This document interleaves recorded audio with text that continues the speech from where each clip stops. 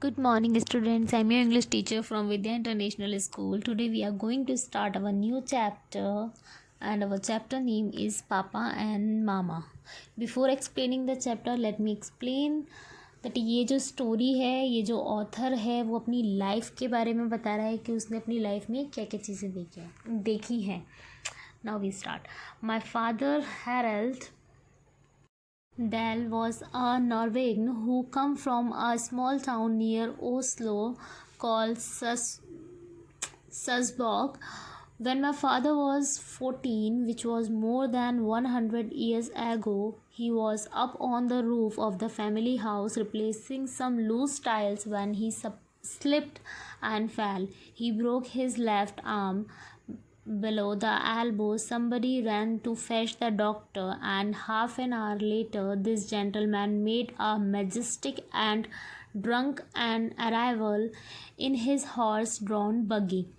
He was so drunk that he mistook the fractured elbow for a disclosed shoulder. We will soon put this back into place, he cried out, and two men were called off the street to help with the pulling. They were instructed to hold my father by a waist while the doctor grabbed him by the wrist of the broken arm and shouted, "Pull, man, pull, pull, hard as you can." इस paragraph में author बता रहा है कि ये 114 years पहले की बात है जब मेरे फादर हरल डहल जो कि एक नॉर्वेगन थे और एक टाउन में रहते थे जो कि ओस्लो के पास था, जिसको सर्ब्सबॉग कहते थे. जब वो 14 ईयर्स के थे तो वो अपने घर की छत पे रूफ़ पे खड़े हुए थे और वो कुछ लूज टाइल्स को सही कर रहे थे, जिस वजह से उनका पैर स्लिप हुआ और वो वहाँ से नीचे गिर गए और उनके जो लेफ़्ट आर्म थी, मतलब लेफ़्ट जो हैंड था, उसका जो एल्बो था वो वहाँ से टूट गया था. और वहाँ कोई जैसे ही उन्हें गिरा हुआ देखा तो वहाँ से कोई भागा डॉक्टर को लेने. तभी हाफ एन आवर बाद एक जेंटलमैन आया अपनी बग्गी लेके, जिसने पूरा का पूरा वहाँ जो इंसिडेंट हुआ था उसमें और ज़्यादा प्रॉब्लम क्रिएट कर दी, क्योंकि वो जो मैन था वो पूरी तरह से ड्रंक था. उसने उसके फादर को जब अपनी बग्गी में लिटाने के लिए उठाया तो उनकी एल्बो जो टूट गई थी वहीं से उसे पकड़ लिया, जिस वजह से उनके शोल्डर में भी क्रैक आ गया. तभी उन्हें जल्दी से डॉक्टर के प्लेस पे ले जाया गया. और स्ट्रीट मीन होता है रोड पे जो आसपास जो लोग घूमते हैं, जिस जगह पे उसको स्ट्रीट बोलते हैं. तभी स्ट्रीट से दो लोगों को बुलाया गया और उन्हें इंस्ट्रक्शन दिए गए डॉक्टर के द्वारा. जैसे डॉक्टर ने बोला कि वो उसके फादर को वेस्ट से पकड़ें और डॉक्टर ने उनको उसकी रिस्ट से पकड़ा और उसको लेकर गए अंदर. The pain must have been unbearable, the victim screamed, and his mother who was watching the performance in horror shouted stop. But by then the pullers had done so much damage that a splinter of bone was sticking out through the skin of the forearm.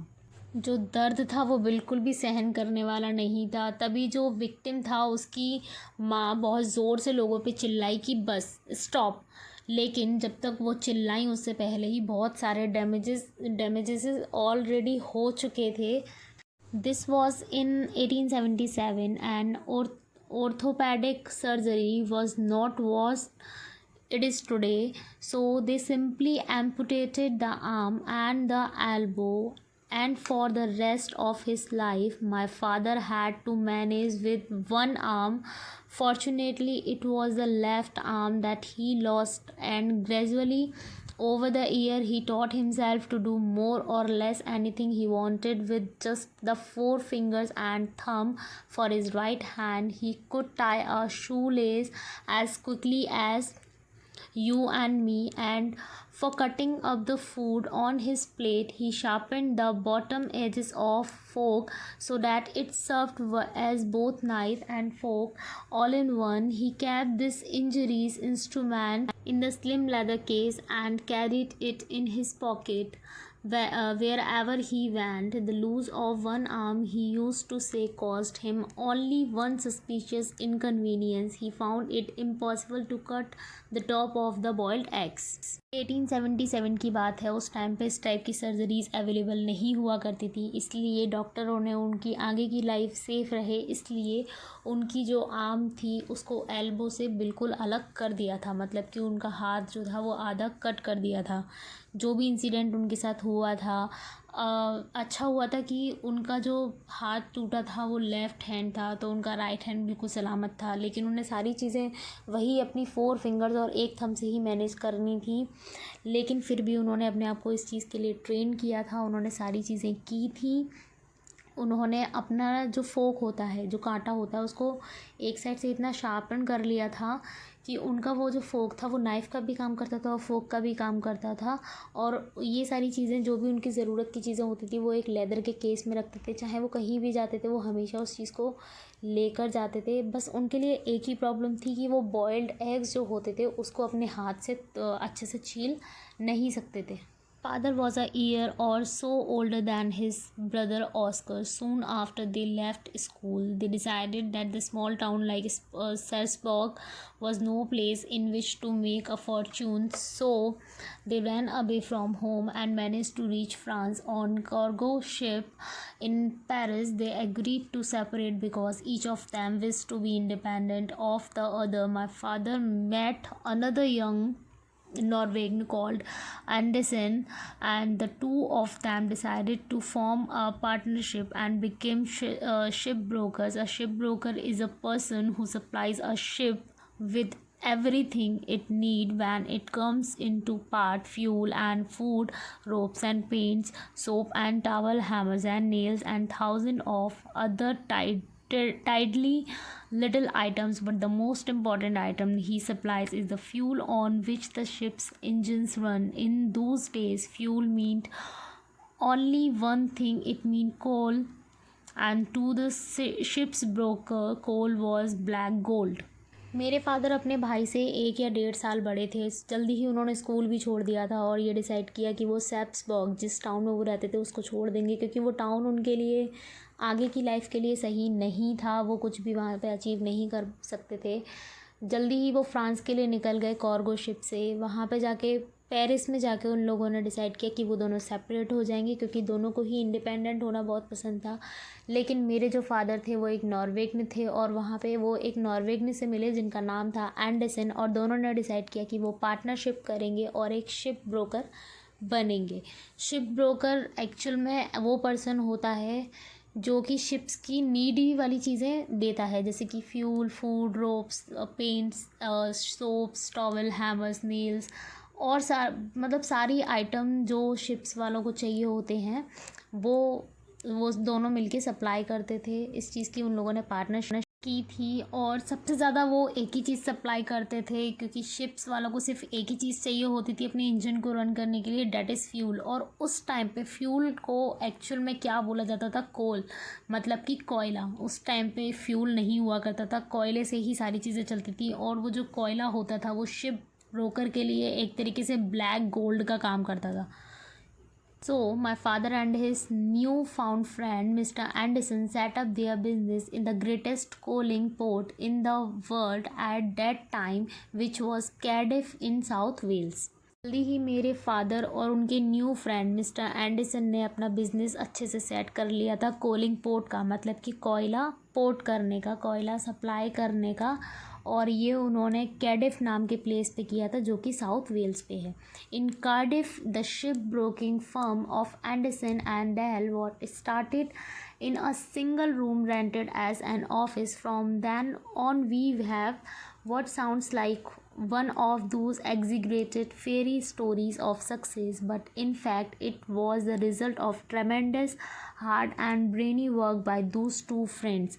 Within a few years my father was able to buy a fine house in a village of Landford just outside Cardiff, and this is where I was born in 1916 after 4 children.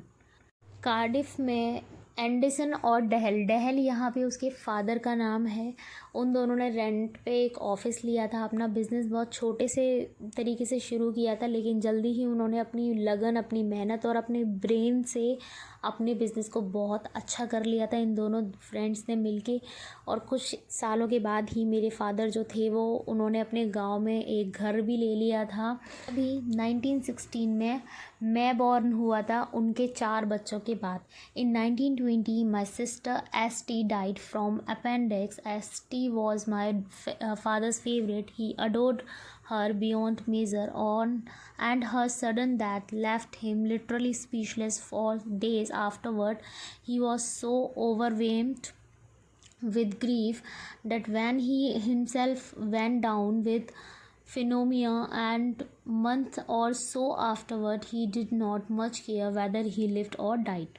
1920 में मेरी sister ST की death हो गई थी appendix की वजह से। और ST जो थी वो मेरे डैड की फेवरेट हुआ करती थी। उसकी सडन डेथ ने मेरे डैड को बिल्कुल स्पीचलेस कर दिया था। वो बिल्कुल साइलेंट हो गए थे।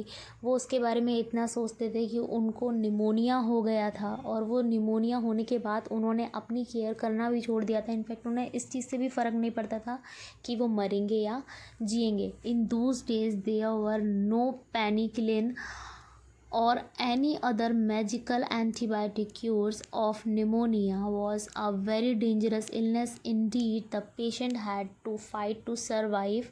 My father refused to fight. उस टाइम पे कोई भी दवाई या कोई भी एंटीबायोटिक ऐसी नहीं होती थी जो निमोनिया को ठीक कर दे। और निमोनिया जो थी वो सबसे ज़्यादा डेंजरस बीमारी हुआ करती थी। पेशेंट को फाइट करना पड़ता था सर्वाइव करने के लिए, लेकिन मेरे फादर ने ये हाथ भी छोड़ दी थी। He don't want to fight with pneumonia. So student, we stop our reading here. We will continue the chapter on tomorrow, but here is a little activity for you. As you can see in the middle of chapter, you can see the 4 question which is given in the pink box. I will ask these question on tomorrow. You have to give me the answer on, and thank you. Stay home, stay safe.